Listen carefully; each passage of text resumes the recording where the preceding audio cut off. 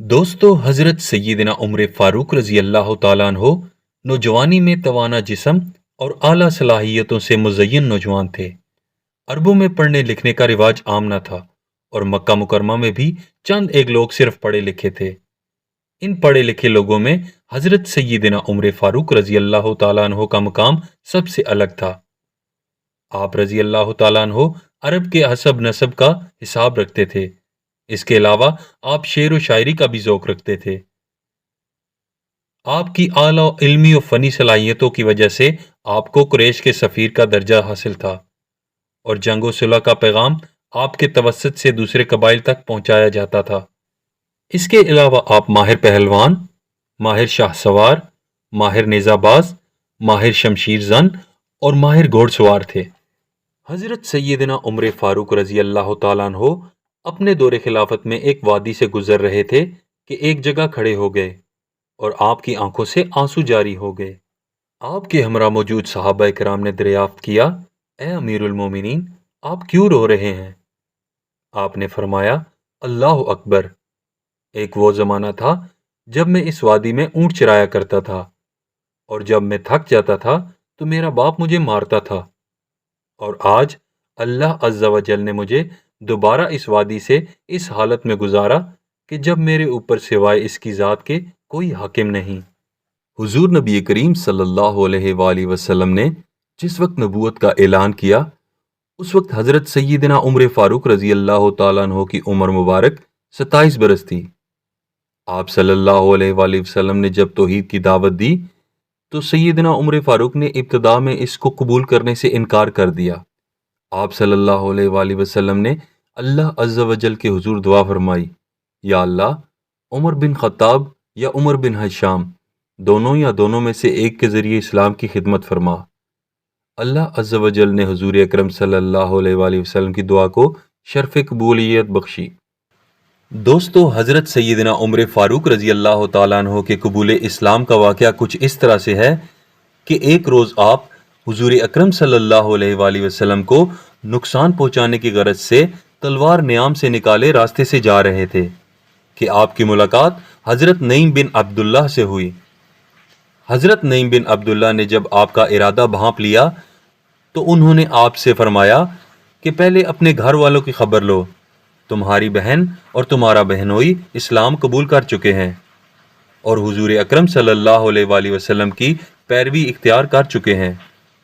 हज़रत सैयदना उमर फारूक ने जब हज़रत नईम बिन अब्दुल्लाह की बात सुनी तो रास्ता बदल कर अपनी बहन की तरफ रवाना हो गए।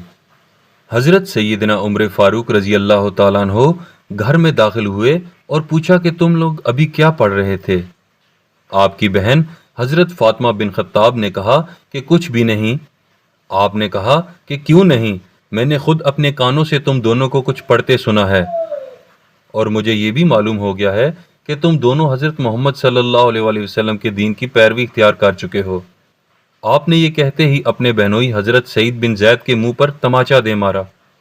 हज़रत फातिमा बिनते खत्ताब रज़ी अल्लाह ताला अन्हा शौहर को बचाने के लिए आगे बढ़ीं तो हज़रत उमर फारूक रज़ी अल्लाह ताला अन्हो ने उनको धक्का मारा जिससे उनका सर फट गया और खून बहना शुरू हो गया। हज़रत सईद बिन जैद ने हज़रत सैयदना उमर फारूक रज़ी अल्लाह ताला अन्हो के जलाल की परवाह किए बगैर कहा कि हाँ, हमने इस्लाम कबूल कर लिया है और हुजूर अकरम सल्लल्लाहु अलैहि वसल्लम पर दिलो जान से ईमान ले आए हैं। हज़रत उमर फारूक ने जब हज़रत सईद बिन जैद का लहजा और अपनी बहन का बहता हुआ खून देखा तो कदरे शर्मिंदा हो गए। अच्छा, मुझे भी वो सफ़हात दिखाओ जो तुम पढ़ रहे थे, मैं तुम्हें वो पढ़कर वापस कर दूंगा। हज़रत फातिमा बिनते खत्ताब रज़ी अल्लाह ताला अन्हा ने कहा कि इन सफ़हात को कोई नापाक नहीं पढ़ सकता, इसके लिए तुम्हें गुस्ल करना पड़ेगा। हज़रत सैयदना उमर ने गुस्ल किया और अपनी बहन और बहनोई से इन औराक का मुतालबा किया। हज़रत फातिमा बिनते खत्ताब ने खुद सूरह ताहा की तिलावत फरमाई।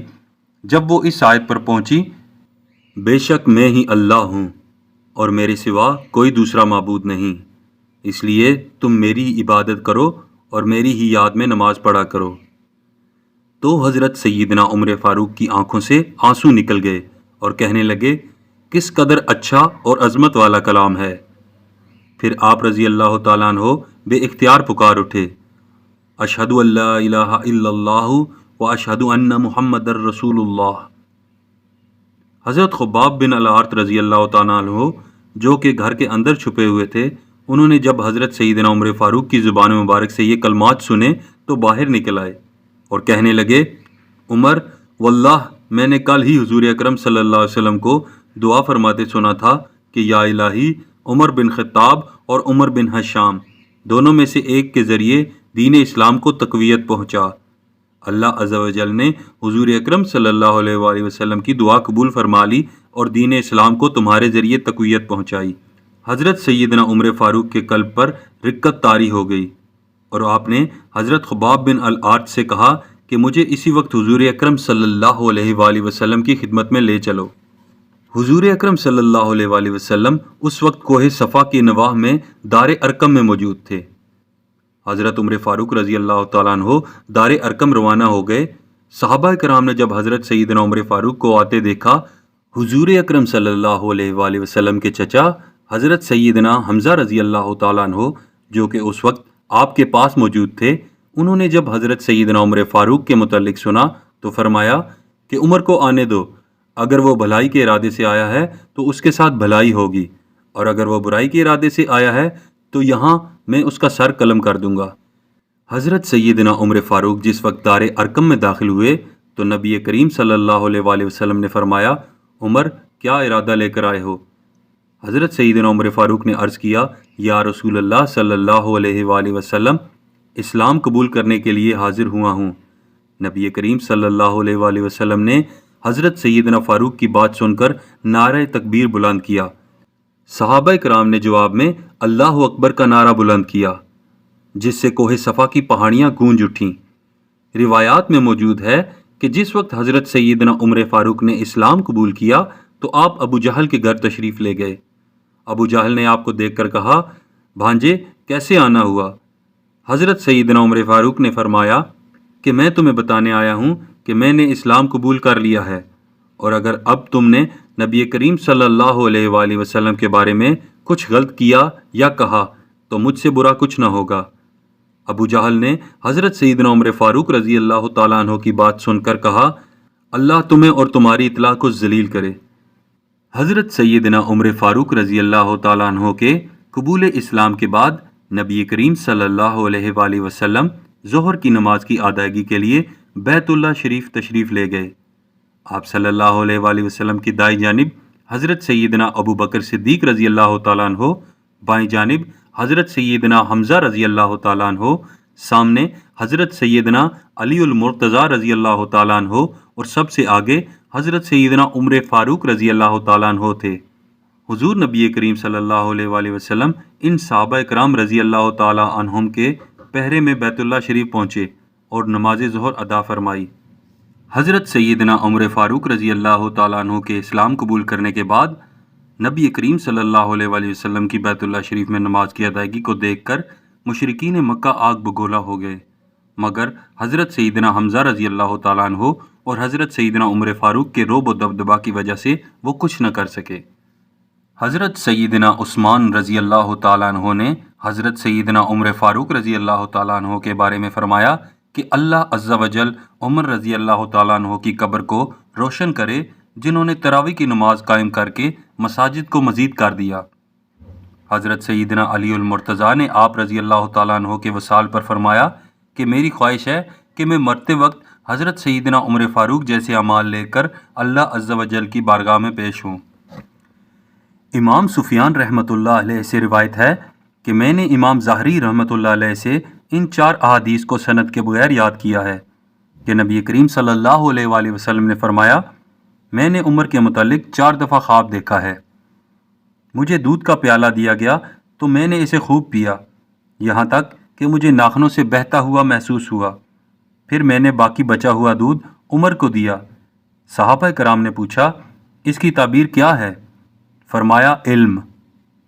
میں نے امت کو دیکھا کہ کچھ کی قمیض چھاتی تک، کچھ کی گھٹنوں تک اور کچھ کی قمیض ٹخنوں تک ہے، مگر جب عمر کا گزر ہوا تو وہ اپنی قمیض کو گھسیٹ رہے تھے۔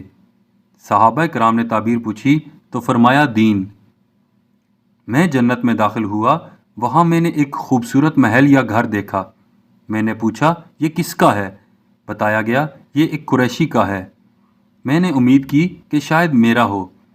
پھر کسی نے کہا یہ سیدنا عمر فاروق رضی اللہ تعالی عنہ کا ہے۔ میں نے اس محل میں داخل ہونا چاہا اے ابو حفص، مگر تیری غیرت مجھے یاد آ گئی۔ یہ سن کر سیدنا عمر فاروق رضی اللہ تعالیٰ عنہ رونے لگے اور عرض کیا یا رسول اللہ صلی اللہ علیہ وآلہ وسلم، کیا میں آپ صلی اللہ علیہ وآلہ وسلم پر غیرت کروں گا؟ میں نے خواب دیکھا کہ میں ڈول کے ساتھ کنویں سے پانی نکال رہا ہوں۔ ابن ابی قحافہ ابو بکر نے 1 یا 2 ڈول پانی نکالا۔ ان میں سستی اور کمزوری تھی، اللہ تعالیٰ ان کی بخشش فرمائے۔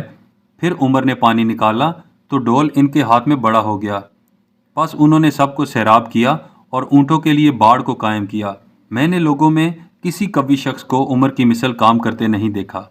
حضرت عمر رضی اللہ تعالیٰ عنہ نے 23 ہجری 21 ذی الحجہ کو اپنی زندگی کا آخری خطبہ ارشاد فرمایا۔ انہوں نے فرمایا میں نے ایک خواب دیکھا ہے، میرا خیال ہے کہ یہ میرا پیغام وفات ہے۔